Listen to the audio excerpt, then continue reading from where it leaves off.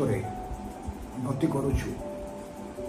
ଆତ୍ମିକ ଜଗତରେ ଅନେକ ଘଟଣା ଘଟୁଛି ଯେଉଁ ବିଷୟ ଶାରୀରିକ ମନୁଷ୍ୟ ବୁଝିବା ପାଇଁ କଷ୍ଟକର। ମୋର ପ୍ରିୟ ଭାଇ ଭଉଣୀମାନେ, ଈଶ୍ୱରଙ୍କ ବାକ୍ୟ ବାଇବେଲରେ ମାନବ ସମାଜର ଅତୀତ, ବର୍ତ୍ତମାନ ଆଉ ଭବିଷ୍ୟତ ଇତିହାସ ଲେଖାଯାଇଛି। କାହା ପରେ କ'ଣ ଘଟିବ ସେ ସମସ୍ତ ବିଷୟ ପ୍ରାଞ୍ଜଳ ଭାବରେ ଈଶ୍ୱରଙ୍କ ବାକ୍ୟ ବାଇବେଲ ଲେଖାଯାଇଛି।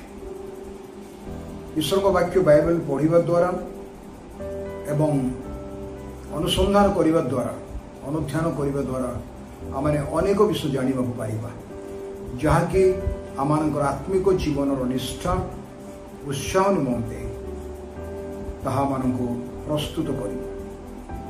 ଈଶ୍ୱରଙ୍କ ବାକ୍ୟ ବାଇବେଲରେ ପୁରାତନ ନିୟମ କୁହନ୍ତୁ, ନୂତନ ନିୟମ କୁହନ୍ତୁ, ଅନେକ ଭାବବାଣୀ ରଖାଯାଇଛି। ଅତୀତରେ ଅନେକ ଭାବବାଣୀର ପ୍ରଭୁଙ୍କର ଯୋଜନା ପରିକଳ୍ପନା ସଫଳ ହେଇଛି। ଆମ ସାମ୍ନାରେ ବର୍ତ୍ତମାନ ଆମ ସମ୍ମୁଖରେ ମଧ୍ୟ ଅନେକ ଭାବବାଣୀ ସଫଳ ହେଇଯାଉଛି। ଆଉ ଯାହା କିଛି ଅଳ୍ପ ରହିଛି, ଖ୍ରୀଷ୍ଟ ଯୀଶୁଖ୍ରୀଷ୍ଟଙ୍କର ଆଗମନ କରିବା ପୂର୍ବରୁ ମଣ୍ଡଳୀକୁ ଯେତେବେଳେ ସେ ନେବା ପାଇଁ ଆସିବେ ମେଘ ରଥରେ, ମେଘମାଳାକୁ, ଶୂନ୍ୟମଣ୍ଡଳକୁ, ସେହି ସମୟ ଏବଂ ପୃଥିବୀରେ ଯେତେବେଳେ ଭଣ୍ଡ ଖ୍ରୀଷ୍ଟ ଅଧର୍ମ ପୁରୁଷ ସେହି ବିନାଶର ସନ୍ତାନ 7 ବର୍ଷ ରାଜ୍ୟ କରିବ, ସେହି ସମୟରେ ଏବଂ ଯୁଗାନ୍ତ ସମୟ, ଶେଷ ବିଚାର, ଏହି ସମସ୍ତ ବିଷୟ ଗୁଡ଼ାକ କେବେ କେବେ ଘଟିବ, କିପରି ଘଟିବ, କ'ଣ କ'ଣ ହେବ, ଜଗତରେ କି ପ୍ରକାର ପରିସ୍ଥିତି ଘଟିବ, ସାରା ପୃଥିବୀରେ ଇସ୍ରାଏଲ ଦେଶ ପ୍ରତି କ'ଣ ଲେଖାଯାଇଛି, ଏ ସମସ୍ତ ବିଷୟ ପ୍ରାଞ୍ଜଳ ଭାବରେ ପ୍ରଭୁଙ୍କ ବାକ୍ୟରେ ବର୍ଣ୍ଣନା କରାଯାଇଛି। ଅନୁସନ୍ଧାନ କରିବା ଦ୍ୱାରା, ଧ୍ୟାନ କରିବା ଦ୍ୱାରା, ପଢ଼ିବା ଦ୍ୱାରା ଏବଂ ବୁଝିବା ଦ୍ୱାରା ତାହା ଆମମାନଙ୍କର ଆତ୍ମିକ ଜୀବନ ନିମନ୍ତେ ସହଜ ଏବଂ ସମୀକ୍ଷା କରିବା ନିମନ୍ତେ, ନିଜକୁ ପ୍ରସ୍ତୁତ କରିବା ନିମନ୍ତେ ସମ୍ପୂର୍ଣ୍ଣ ଉପକାରଜନକ। ଏଥିପାଇଁ ମୋର ନିବେଦନ, ମାନେ ସମସ୍ତେ ପ୍ରିୟ ମଣ୍ଡଳୀ, ଏହି ଶେଷ ଦିନମାନଙ୍କରେ ଯେତେବେଳେ ଆମେ ଜାଣୁଛୁ ଖ୍ରୀଷ୍ଟଙ୍କ ରାଜ୍ୟ ସନ୍ନିକଟ, ମଣ୍ଡଳୀର ଊର୍ଦ୍ଧ୍ୱଦୃଷ୍ଟି କରିବାର ସମୟ ଆସି ପହଞ୍ଚିଛି। ଆମେ ସମସ୍ତେ ବ୍ୟକ୍ତିଗତ ଭାବରେ କୁହନ୍ତୁ, ପାରିବାରିକ ଭାବରେ କୁହନ୍ତୁ ଏବଂ ମାଣ୍ଡଳିକ ଭାବରେ କୁହନ୍ତୁ, ଖ୍ରୀଷ୍ଟଙ୍କ ଠାରେ ଥିବା ଲୋକ ଯେପରି ଏକ ପ୍ରସ୍ତୁତି ଜୀବନ କାଟିବେ, ଅନ୍ୟମାନଙ୍କ ପ୍ରତି ଥିବା ଗୁରୁଦାୟିତ୍ୱ ବୁଝିବେ, ଏଇଟା ବହୁତ ବଡ଼ ବିଷୟ। ଆମମାନେ ଏଥିପାଇଁ ପାଉଲ, ସାଧୁ ପାଉଲ, ପ୍ରଭୁଙ୍କର ପ୍ରିୟ ଦାସ, ପ୍ରେରିତ, ତାଙ୍କର ସେବା କାର୍ଯ୍ୟ ସମୟରେ ଅନେକ ଗୁଡ଼ିଏ ବିଷୟ ମଣ୍ଡଳୀର ଚେତନା ନିମନ୍ତେ, ଉତ୍ସାହ ନିମନ୍ତେ, ନିଷ୍ଠା ନିମନ୍ତେ ଗଠନମୂଳକ ବାକ୍ୟ କହିଯାଇଛନ୍ତି। ତାକୁ ଆମେ ଚିଠାମାନଙ୍କରେ ପାଉଛୁ।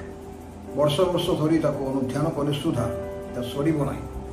ମୋତେ ଗୋଟେ ବିଷୟ ବହୁତ ଭଲ ଲାଗେ ପାଉଲଙ୍କର, ଆପଣମାନେ ମଧ୍ୟ ନିଶ୍ଚୟ ପଢ଼ିଥିବେ, ଅନେକ ପ୍ରଭୁଙ୍କ ଦାସମାନେ ତାହା ଉପରେ କୁହନ୍ତି। ପ୍ରେରିତ କ୍ରିୟାର ବିବରଣୀ 20 ପର୍ବ, ଆଉ 20 ପର୍ବରେ 27 ପଦରେ ଗୋଟିଏ ବିଷୟ ଲେଖାଯାଇଛି, ମୁଁ ଈଶ୍ୱରଙ୍କର ସମସ୍ତ ସଂକଳ୍ପ, ଇଂରାଜୀରେ କୁହାଯାଉଛି ହୋଲ୍ କାଉନସିଲ୍ ଅଫ୍ ଗଡ୍, ସମସ୍ତ ସଂକଳ୍ପ ତୁମ୍ଭମାନଙ୍କୁ ଜଣାଇବାକୁ ସଂକୁଚିତ ନଥିଲି। ଜଣେ ଉପଯୁକ୍ତ କାର୍ଯ୍ୟକାରୀ, ଜଣେ ଉପଯୁକ୍ତ ବାଳକଙ୍କର କର୍ତ୍ତବ୍ୟ କାର୍ଯ୍ୟକାରୀ, ପ୍ରଚାରକ, ଶିକ୍ଷକ, ଅଧ୍ୟକ୍ଷ କୁହନ୍ତୁ, ପ୍ରେରିତ କୁହନ୍ତୁ, ଭାବାଦୀ କୁହନ୍ତୁ, ଯେଉଁମାନେ ପ୍ରଭୁଙ୍କ ଠାରୁ କିଛି ଅଧିକାର ପାଇଛନ୍ତି ଆଉ ଆହ୍ୱାନ ପାଇଛନ୍ତି ଆଉ ସେ କାର୍ଯ୍ୟ ନିମନ୍ତେ ନିରୂପିତ ହୋଇଛନ୍ତି, ସେମାନଙ୍କର ବ୍ୟକ୍ତିଗତ ଜୀବନରେ, ପ୍ରଭୁଙ୍କର ସେବା କାର୍ଯ୍ୟରେ ଈଶ୍ୱରଙ୍କର ସଂକଳ୍ପ, ପରମେଶ୍ୱରଙ୍କର ହୋଲ୍ କାଉନସିଲ୍, ହୋଲ୍ ସଂକଳ୍ପ, ପୁରା ପ୍ରଭୁଙ୍କର ଯୋଜନା, ପରିକଳ୍ପନା ମନୁଷ୍ୟର ବ୍ୟକ୍ତିଗତ ଜୀବନ ପାଇଁ, ପୃଥିବୀର ବାସ କରୁଥିବା ପ୍ରତ୍ୟେକ ଲୋକମାନଙ୍କ ପାଇଁ ଆଉ ମଣ୍ଡଳୀ ପାଇଁ ପ୍ରଭୁ ତାଙ୍କ ବାକ୍ୟ ବାଇବେଲରେ ପ୍ରକାଶ କରିଛନ୍ତି। ଏଥିପାଇଁ ମୋର ପ୍ରିୟ ଭାଇ ଭଉଣୀମାନେ, ଗତ ଥର ଯେଉଁ ଭିଡ଼ିଓ ଆପଣମାନେ ଦେଖିଲେ ଭାବବାଣୀ ଉପରେ, ଭାବବାଣୀ ଆମମାନଙ୍କ ନିକଟରେ ସୁଦୃଢ଼ ହୋଇଅଛି। ଏଇ କିଛି ସବଜେକ୍ଟ ବା ଏଇ ପ୍ରସଙ୍ଗ ଉପରେ ଆମେ କିଛି ଆଲୋଚନା କରିଛୁ।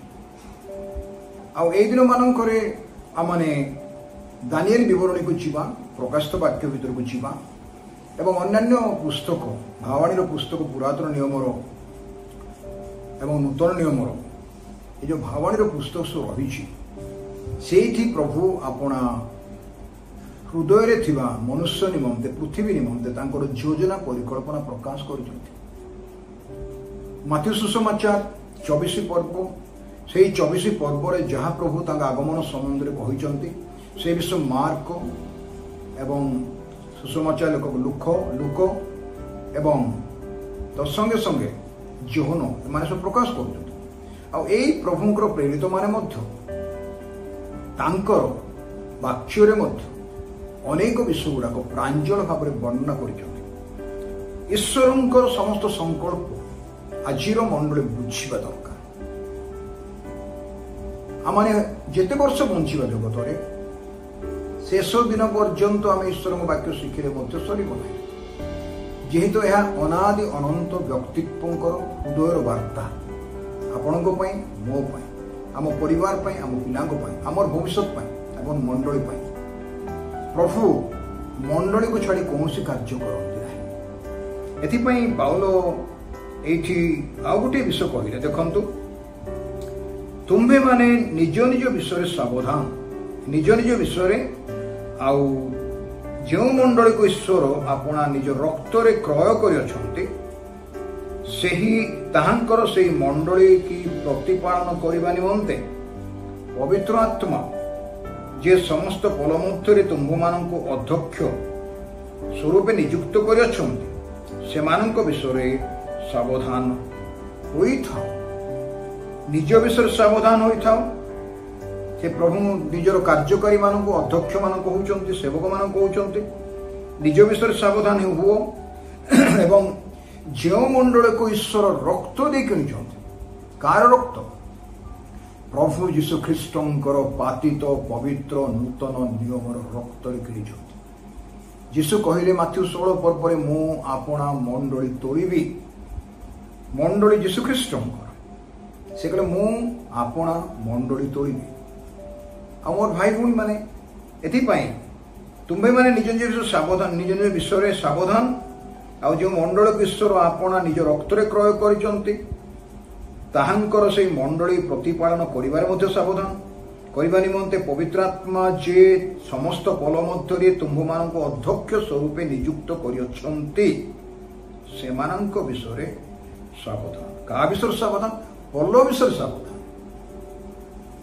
जेहेतु आज अनेक भ्रांत शिक्षा मंडली प्रवेश करुचे मनुष्य जी प्रभु को जो मनुष्य विश्वास करुचे परित्राणकर्ता उद्धारकर्ता पाप क्षमाकारी शांतिदाता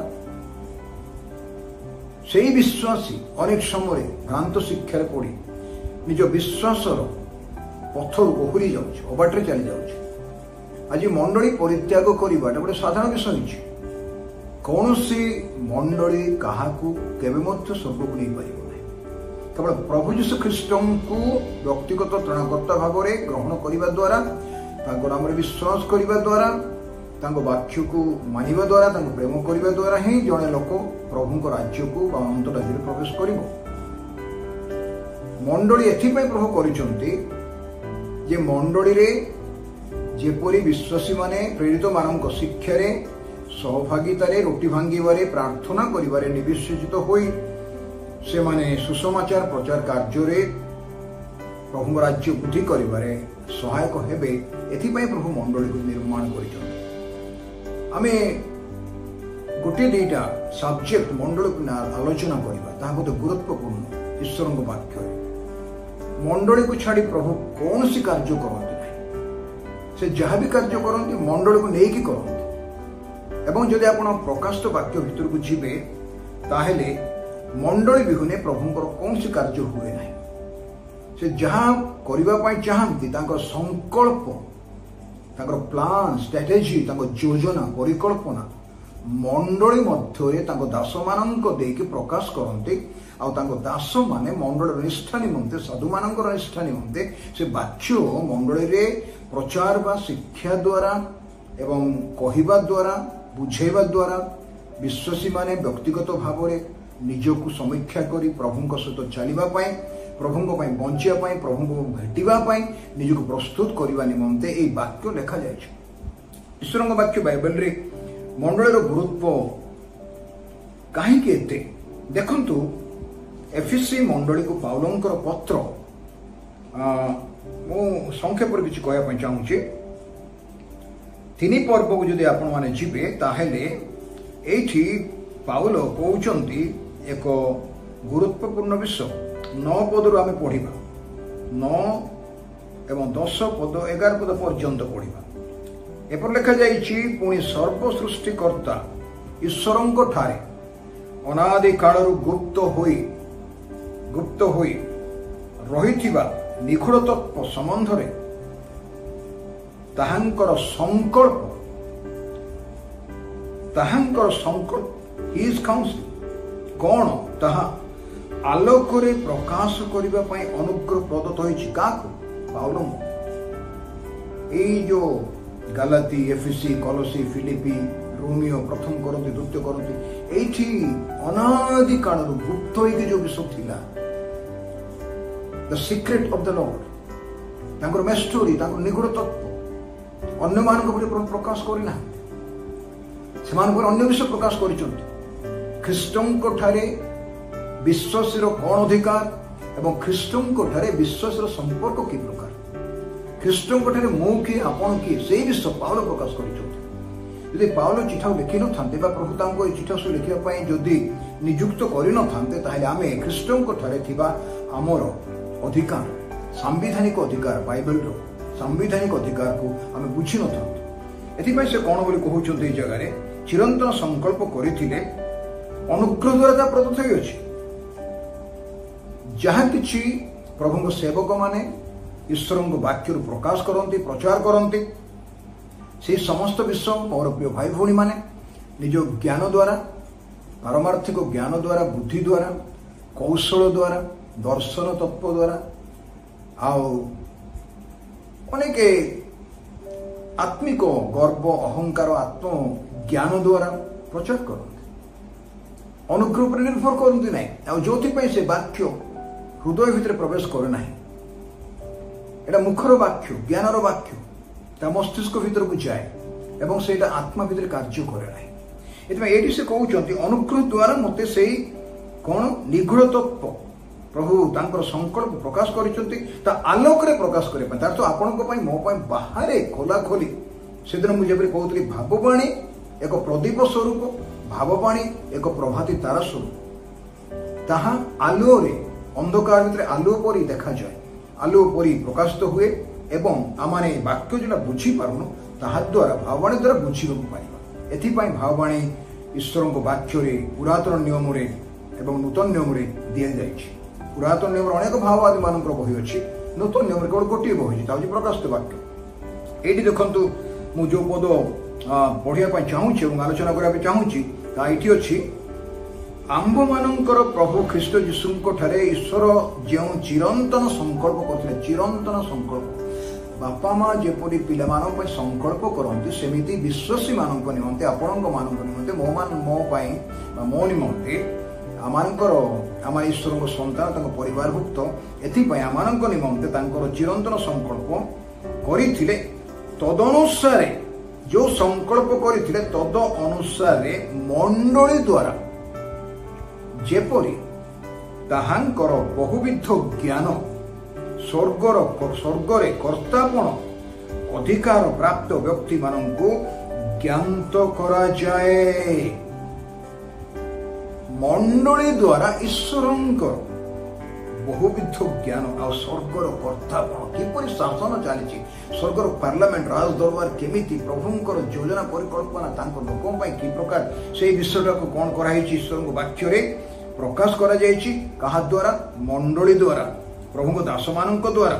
ଏଥିରେ ସେହି ପ୍ରଭୁଙ୍କଠାରେ ବିଶ୍ୱାସ କରିବା ଦ୍ୱାରା ଆମ୍ଭେମାନେ ତାହାଙ୍କଠାରେ ସାହସ, ପୁଣି ଈଶ୍ୱରଙ୍କ ନିକଟକୁ ନିର୍ଭୟରେ ଯିବା ପାଇଁ ପଥ ପାଇଅଛୁ। ସେ ପଥ ହେଉଛନ୍ତି ପ୍ରଭୁ ଯୀଶୁ ଖ୍ରୀଷ୍ଟ। ମୋ ଦେଇ ନ ଗଲେ ପିତାଙ୍କ ପାଖକୁ କେହି ଯାଇପାରିବେ। मु पथ सत्य आ जीवन मो दे न गले कई पिता पाखु जापारे ना ए कथा प्रभु यीशु कहले। आश्चर्य कथा। अनेक मार्ग थाईपे कि जीशु कहले मो पथ आई एम द वे। से पथ देखाती ना, he never shows the way, he leads the way. से पथ देखाती ना, से निजे पथ से पथर से चलैक नियंती, निजे पाखे था क्या पाक नियंती पिता को निकट को नियंती। मोर प्रिय भाई भणी माने एथिपाई प्रभु मंडली द्वारा समस्त कार्य करते। एक पर्व से एफिस एक पर्व लिखा जाइए गोटे बहुत गुरुत्वपूर्ण कथा मंडली संबंध में। से कौन बोली से मंडली संबंध लिखा जाइए देखु दया करिकी मु पढ़ुची 20 पदर मझी अंशर।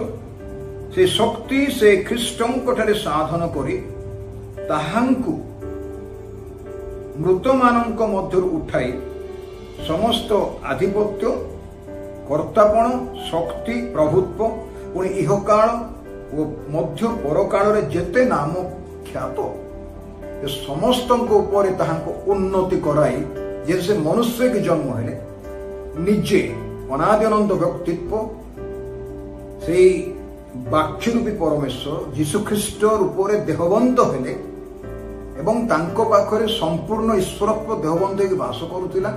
ईश्वर संपूर्ण पूर्णता तांको पाखरे थिला। से अधा मनुष्य अधा ईश्वर नथिले, से शतकड़ा 100 भाग ईश्वर थिले आ शतकड़ा 100 भाग मनुष्य थिले। एथिपई आपनको मते से बुझी पारंती से मनुष्यर स्टेज देके जाइछों। आमे तांको जहा कहिबा जेकोसी परिस्थिति गति करूछु न कहले सुधा से बुझी पारंती। से समस्त पथ देकी आमे जो यात्रा करूछु अनुभव देकी ते देकी से यात्रा करिछों। एथिपई आपणकर मोर भरोसा अछि, भरोसा प्रेज द लॉर्ड भरोसा अछि। से समस्त उन्नत कराई स्वर्ग रे अपना दक्षिण पार्श्व उपवेशन कराई। आउरी किछि आगु बहुत आलोचना करने सुजोग अच्छी। दक्षिण पार्श्व पिता दक्षिण पार्श्व ख्रीष्ट उपवेशन प्रकाशित वाक्य तो गोटे सिंहासन देखाई। से सिंहासन पिता परमेश्वर, दक्षिण पार्श्व पुत्र परमेश्वर, मेष शावक विद्यमान, दुईटा सिंहासन लिखाई गोटे सिंहासन। देखो आ समस्त विषय ताहांकर पाद तले रखी ताहांकु सर्व विश्वर मस्तक स्वरूप मंडली को दान कले। सर्व विश्वर मस्तक स्वरूप मंडली को दान करे। मंडलीर मस्तक जीशुख्रीष्ट, से मंडली ताहांकर शरीर स्वरूप। मंडली ख्रीष्टंकर शरीर स्वरूप अर्थात जे समस्त विषय को सर्वत भाव पूर्ण करती ताहांकर पूर्णता। आश्चर्य कथा। मंडली कहले आमे संप्रदाय को बुझू, आमे जेते ना जानिछु बा जो कौन सी स्थानीय मंडली लोकल चर्च से तमे संयुक्त बा आमे सेलिकर सभ्य से हिसाब रे मंडली को जानिछु, अनुष्ठान हिसाब रे जानिछु, ऑर्गेनाइजेशन डिनोमिनेशन डॉक्ट्रिन से गुडा आमे जानिछु।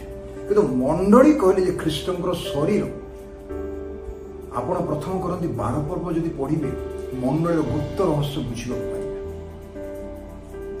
आ मंडलीर मस्तक होउछन्ति ख्रीष्ट जीशु।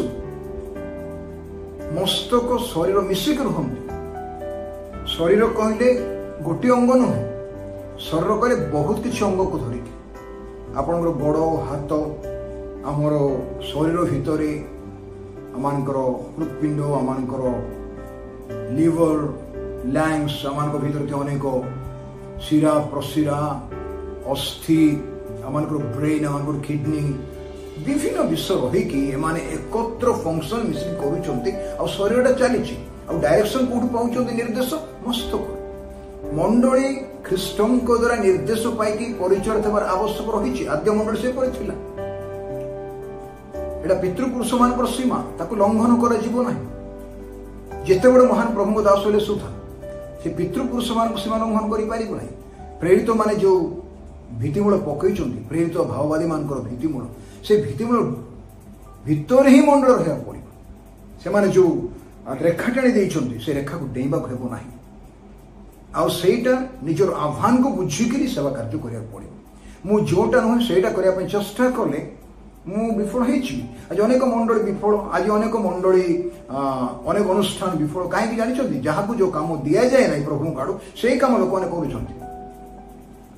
स्त्री माने पुरुष माने भाई माने भौणी माने दास दासी माने जो आह्वान तांकर नुहे जो आह्वान तांको दिया जाए नहीं से आह्वान रे से माने निजको सामिल कर एटा हूँ सबुठारु बहुत बड़ आमर दुर्बलता एवं दोष एथि निजर आह्वान को कार्यकारी मैंने बुझे दरकार विश्वासी माने निजर जगह बुझे दरकार एवं এই जो स्थानीय मंडली सब अच्छी से मंडली गुड़ाक होती प्रभुंर अंग प्रत्यंग आम व्यक्तिगत भाव में अंग प्रत्यंग टू शरीर में विभिन्न अंग प्रत्यंग अच्छी डाक्तरी विद्या कह जाए केते रकम अंग प्रत्यंग आ सब मिसिक अच्छा किए क्या विरुद्ध नुहत आज मंडली भितर 50टा परिवार थे किए क्या विरुद्ध था किए क्या समालोचना करते किए क्या विरुद्ध था जाती गोटे डिनोमिनेशन गोटे संप्रदाय गोटे संप्रदाय विरुद्ध जाए समालोचना करते ईर्षा करते कार वृद्धि पाइबा देखा पसंद करते ए प्रकार जो मंडल अवस्था एथिपाई जो पर्यंत प्रभुंकर कोने बुझी नाहांती मंडली ख्रीष्टंकर शरीर आ ख्रीष्ट मंडल मस्तक से पर्यंत सेमानकर विश्वास बा आमर विश्वास स्थिरीकृत हो पारिबो मुझे जानी मु ख्रीष्टंक शरीर एक अंग ताहले मोर चलिबा पथ अनुगमन करिबा पथ प्रभुरे बढ़िबा पथटा कौन हेबो प्रभुंकर अनुग्रह रे ताहा स्थिरीकृत हेबो प्रभु यदि मोर मस्तक बोली मु जानिबी ताहले मो भितरे भय रही मो भितरे सम्मान रही गोटे मर्यादा रही एथिपाई आमाने वर्तमान अल्प समय आज नुहे नेक्स्ट वीडियो रे आमे मंडली संक्रांत विषय आलोचना करिबा प्रकाशित वाक्य 7टी मंडली आपण पचारे राजू भाई दिगाल भाई आपण को मंडली कथा कहउछन प्रकाशित वाक्य 7टी मंडली कथा लिखा है एक पर पर एफिसिस स्मरणा पर्गमा थियोतुरा साद्री फिलाडेल्फिया लाउदिकिया से 7टी मंडली भितर आपणकर मोर मंडली अछि एतै प्रकाशित वाक्य गोटे मंडली लिखिथिले आमे आमर मंडली सेटा बोलिकी बा सेही प्रकार मंडली आमर बोलिकी दाबी करिथांतु एथिमे 7 रकम 7टा मंडली जो थिले से माइनर रे ताकू प्रभु तांकू चिट्ठी लिखिचंती आ वर्णना करचंती आत्मिक अवस्था आज एही समय प्रभु आपन को मते तांको वाक्य द्वारा कथा कहंतु पाउलंको इच्छा थिला से तांकर हृदय रे प्रार्थना थिला ईश्वरंकर समस्त संकल्प प्रभुंकु दास मानकु जणाया एवं से संकल्प अनुसार मंडली जेपरि प्रस्तुत कर प्रार्थना चेतनामूलक वाच्य चिठा मानक दि जाए आसु आज आम एक कथा मन रखा ख्रीष्ट मंडली मस्तक मंडली ख्रीष्ट शरीर आम से शरीर अंग प्रत्यंग तार अर्थ आपण प्रति मोर कर्तव्य रही आपणकर कर्तव्य मो प्रति रही आम क्या विरुद्ध कहीं नुह कि आम कहीं क्या अलग नुह ए विषय जब आम बुझा तेल आम मंडली प्रभु राज्य प्रस्तुत हो पार प्रभु आपण मानक मत आम समस्त को प्रचुर आशीर्वाद कर।